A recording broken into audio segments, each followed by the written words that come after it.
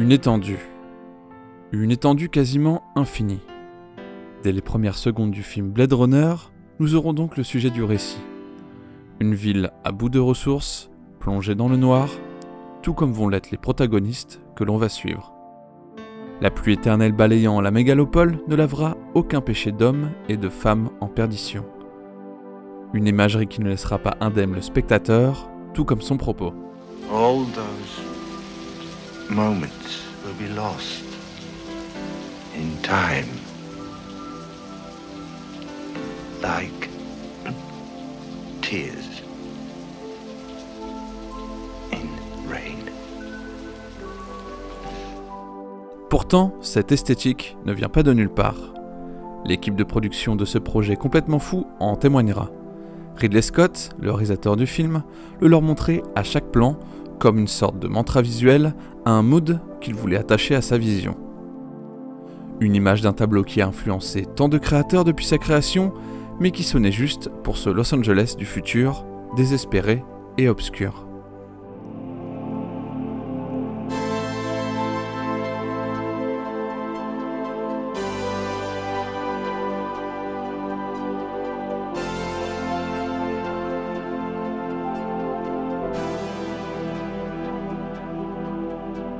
Nighthawk de Edward Hopper, l'une des peintures les plus connues du XXe siècle.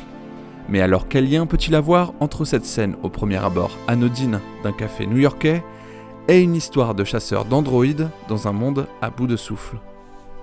Tout part en fait du film noir.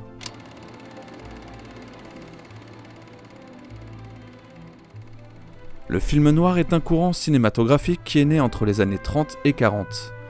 Un genre qui dépeint une dure réalité auquel le protagoniste ne peut s'échapper.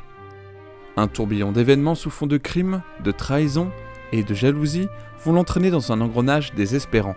Le film noir est donc amer, rarement salvateur, s'intéressant, comme son nom l'indique, à la noirceur de l'homme. Cette cruelle réalité est mise en avant par une esthétique particulière, via un subtil jeu de lumière contrastée et d'ombre pour renforcer cette désespérance, cette errance de nos protagonistes dans le récit et dans un monde mis à nu.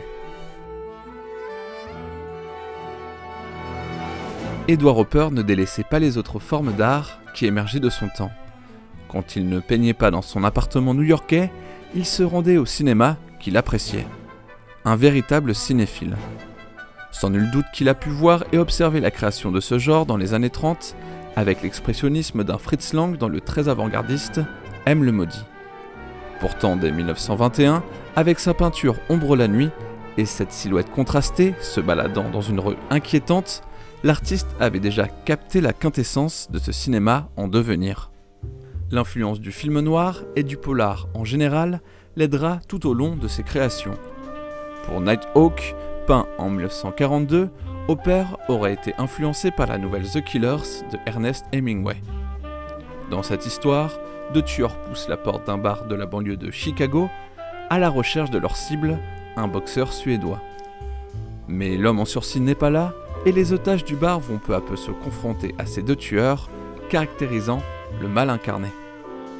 Même la tentative d'un personnage pour avertir le boxeur se soldera par une déprimante vérité.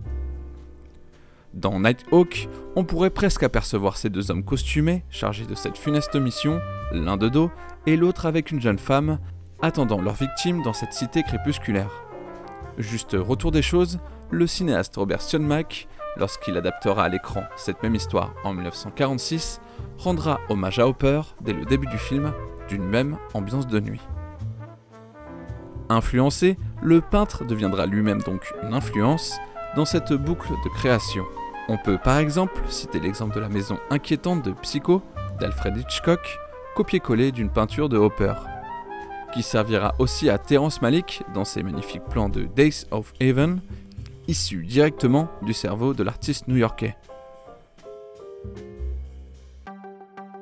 Le film noir lui est déjà depuis longtemps passé en désuétude à l'orée des années 70, quand Ridley Scott arrive sur le projet d'une adaptation d'un livre de Philip K. Dick, Les androïdes rêvent-ils de moutons électriques? Le titre provisoire du projet, au nom évocateur Dangerous Days, finira par s'appeler Blade Runner.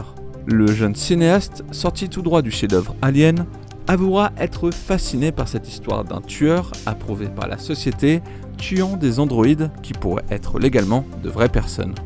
Une histoire policière, matinée de science-fiction et surtout grandement influencée par le film noir. Car Blade Runner est le digne héritier du genre. Dès la première scène, cachée derrière son journal, on découvre la prestance dépassée d'un Harrison Ford, cliché du détective habitué à une ville étouffante qui se fond littéralement dans le décor. Le fameux trench du détective qui cache costume-cravate accompagne d'ailleurs Deckard dans sa recherche de vérité. Mais dans ce Los Angeles baigné d'influence asiatique, le bar à Yakitori a remplacé le diner new-yorkais. Si la référence est plutôt discrète, l'adaptation en jeu vidéo du film, lui, ira littéralement dans le copier-coller pour appuyer son propos. Le tableau d'Hopper est utilisé ici comme point de départ à une enquête qui va mener Deckard dans les tréfonds de la ville. Comme tout film noir, il y rencontre une femme fatale, Rachel, cigarette en bouche et prestance malicieuse qui n'aurait rien à envier à une actrice de polar. Même la musique de Vangelis, à la base électronique, ne peut s'empêcher d'avoir des relents de jazz caractéristiques de son époque.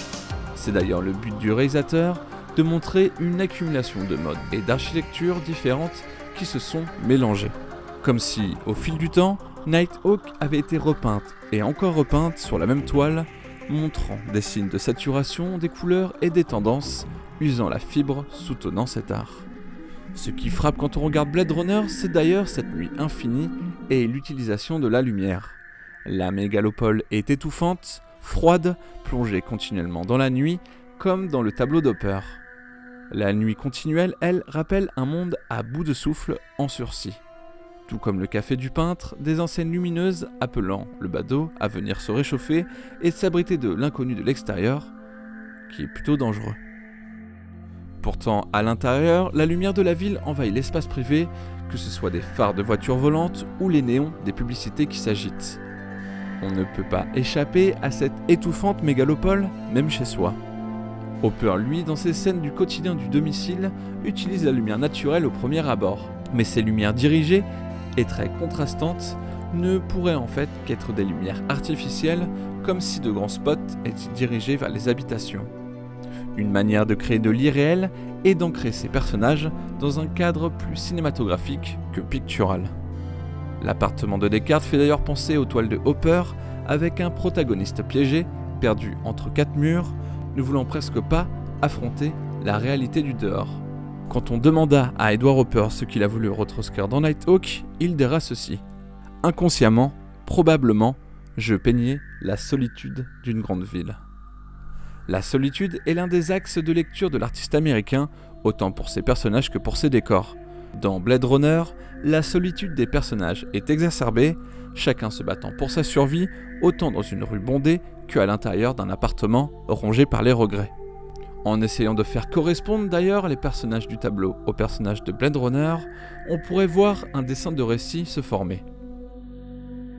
Si la femme rousse est Rachel, l'homme à côté d'elle ne pourrait être que Deckard qui la protégera et en même temps se méfiera d'elle pendant toute l'histoire. Il y a de ça de fascinant de voir dans cette peinture ces deux êtres pourtant proches où un fossé gigantesque se creuse entre eux. L'homme de dos, quasi habillé identiquement, ne pourrait être que le double de Deckard, Graf, personnage mystérieux qui apparaîtra à des moments clés du récit, sans savoir grand-chose de sa personnalité ni de son but, comme l'homme sur la peinture. Ne laissera-t-il que des origamis, des morceaux de puzzle que tient la femme en rouge d'ailleurs sur le tableau? Enfin, le serveur ne pourrait pas-il être Roy Batty, servant l'homme alors qu'il regarde au dehors, attendant sa liberté ou en recherche d'identité, déjà prêt à s'enfuir? Mais dans le monde de Blade Runner ou dans celui de Nighthawk, vaut-il mieux être à l'intérieur, en proie à ses démons, ou dehors à errer sans but dans l'obscurité? Pour Hopper, il n'y a pas vraiment de choix. L'absence d'une quelconque porte dans ce bar new-yorkais indique déjà que les personnages sont piégés dans leur schéma, tout comme Deckard, Rachel et Roy Batty, ne trouvant leur liberté que dans la fuite ou dans la mort. Dans une salle de cinéma, lorsque le générique tombe sur cette histoire crépusculaire, William Gibson n'en revient pas. Le tout jeune auteur américain est en train d'écrire un roman non romancien et voit sa vision retranscrite à l'écran. Il songe même à abandonner son écriture, si proche du film qu'il vient de voir. Il continuera et créera avec un groupe de jeunes auteurs un nouveau courant, le cyberpunk, qui absorbera le néo-noir dans ses thématiques et sa retranscription du futur. De Hopper au cyberpunk, il n'y a qu'une ruelle étroite qu'il faut traverser dans l'obscurité de la nuit à la recherche d'une faible lumière.